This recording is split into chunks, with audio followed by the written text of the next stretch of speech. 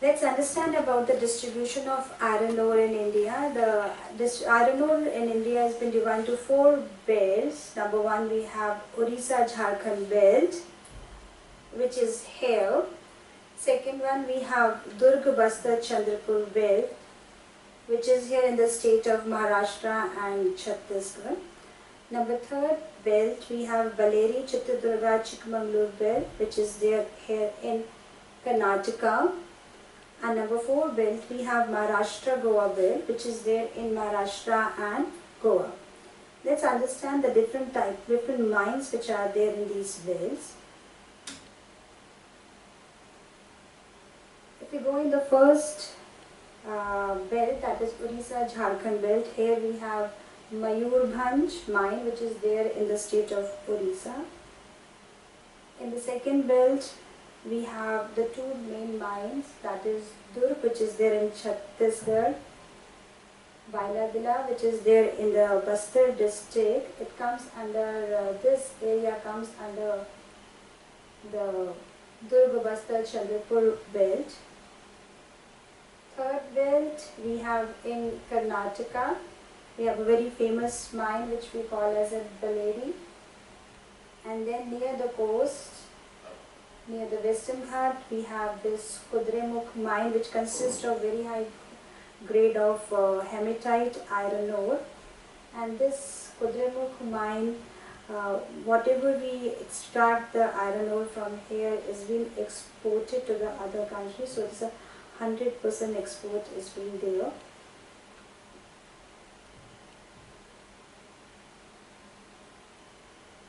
Now let's talk about the other minerals, like distribution of copper. When we talk about copper is non-ferrous minerals. So if we compare the availability of non-ferrous minerals in our country, we don't have very good amount of non-ferrous mineral. But copper is available in 3 different states in India, that is in Madhya Pradesh, where we have Balaghat mines. Second state, we have Jharkhand. In Jharkhand, we have Singhbhum district. And then in Rajasthan, we have Khetri mine. Copper is a very good conductor of heat and electricity. It is being used in the electrical appliances as well as it's being used in the vessels and to make the wires, electrical wires. Now, another mineral we have, non-ferrous mineral, we have bauxite with us. If we talk about bauxite, bauxite is also available in 3 different areas in our country. Number one, we have in Orissa. Orissa has a maximum amount of bauxite available in India. In Orissa, we have a district which we call as in Koraput district. This Koraput district we have, which is there here, where we have the mine which we call as in Panchpat Mali mine. Then we have bauxite there in Madhya Pradesh. We have Amarkantak Plateau. We have Katni. We have Michael Hills. And then in Chhattisgarh we have Bilaspur. You can refer this thing to the map.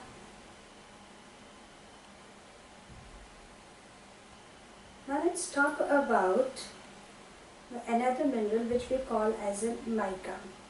Mica is a kind of a mineral which is dielectric in nature. It traps the heat. It's a good. It is resistant to the high voltage, and it has been used in the electrical appliances. If we talk about the distribution of mica in our country, we have maximum amount of mica in the area of Bihar and Jharkhand. The name of the belt we call as in Kodarma Gaya Hazaribagh belt, which has also been called as a northern part of the Chota Nagpur plateau. The second area where we have mica is in Rajasthan, that is in Ajmer and Mewar. And then we have in Andhra Pradesh, Nellore district.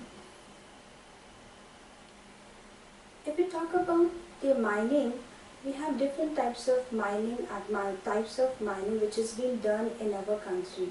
The number one type of mining, we have the open pit mining. It has been also been called as an open cast mining.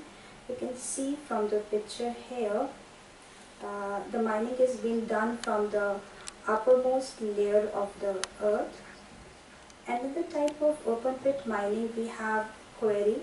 Quarry is also the same type of open pit mining only. The only difference is that open pit mining, they produce the building material, and the quarry, they produce the marble and stones and etc. Another type of mining, we have underground mines with a shaft, which we call as in shaft mining, where a deep hole is being done. There is one more type of mining which we call as in a rat hole mining, which is very common in the area of Meghalaya. In this type of mining, a very small amount of hole is being done, and this is a totally an illegal type of mining activity which is being done in the area. Now, if we talk about the mining, impact of mining on the health of miners and the environment. Now, when we do the mining activity, the dust and fume is being inhaled by the miners, and they become vulnerable to the pulmonary diseases. Another impact is the risk of collapsing of the roof of the mines, especially with the coal mines. So this causes a lot of damage to the miners. Sometimes the water resources, they also get contaminated by the mining activity. People, they dump the waste and slurry, which leads to the degradation of the land, soil, and that is the reason that we need to have some type of strict safety regulation to implement the laws to conserve the environment. Otherwise, this mining activity will become as a killer industry. Now, why conservation of mineral is in need of an art? This is a very big question with us. The conservation of mineral, we need to do it because the formation of the minerals, the geological time period is very fast. We are consuming more amount of mineral what is being available to us by the help of the nature. If we are not going to conserve it, our future generation is going to get affected by this. That is the reason that we need to conserve the mineral. Now, if we talk about the energy resources, they have been classified into two. One is conventional, another one is the non-conventional energy resources. If you compare both the resources, conventional energy resources are those resources which we have been using for the last many years. So as we have been using for the last many years, we have all type of technology to harness these resources, these energy resources, and they are generally non-renewable in nature except water. So they are getting depleting day by day. If we talk about the non-conventional energy resources, these are the resources which we have been using for the last few years. Like for example, we have solar energy, wind energy. They are abundant, they are renewable in nature. And apart from these are the energy resources which do not create any kind of pollution and the effect to the environment. So it's a demand to shift from the conventional energy resources to the non-conventional energy resources. If we talk about the conventional energy resources, the most common fuel which is used in the rural India, we have firewood and the kettle dung cake. Now these two are being commonly used in the rural area, but the usage has been discouraged. The reason being is that if we use the firewood, it decreases the percentage of forest. It do create a lot of pollution. As far as the kettle dung cake is being considered, instead of using for the fuel, if we use this kettle dung cake for the manure, this will increase the fertility of the soil. So we try to discourage usage of firewood and the kettle dung kiln. The most important conventional energy resource we have coal. Now, if we talk about the coal is most abundantly available fossil fuel in India. It provides maximum amount of the thermal electricity in India. India is highly dependent on the coal for meeting its commercial energy requirement. And this coal has been formed by the compression of plant material over millions of years. If we talk about coal has been found in the variety of forms. We have two variety of coals. One is on the basis of the carbon content, another is on the basis of rock series. If we talk about the carbon content, we have four type of coal. Number one, peat, lignite, bituminous, anthracite. Peat is a very inferior quality of coal. Lignite is a light brown color coal. It is again not a very good quality of coal, but this has been available in the area of Tamil Nadu and we have been using for the generation of the electricity. Bituminous coal is been called as an industrial coal because this is being used in the industry in the maximum quantity. Anthracite coal is the finest quality of coal. Another category of the coal we have on the basis of rock series, we have Gondwana coal and the tertiary coal.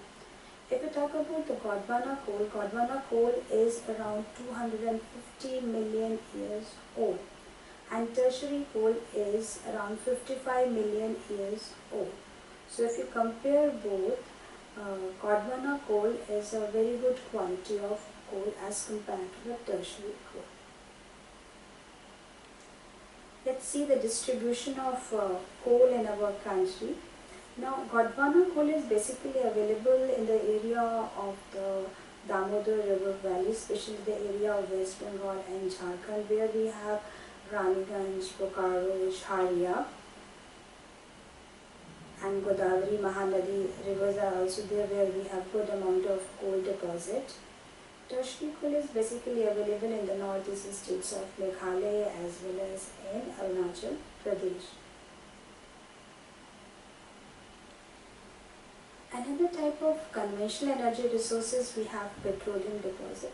Now petroleum deposit is also been called as petroleum industry is also been called as a nodal industry because petroleum is used in many of the industry.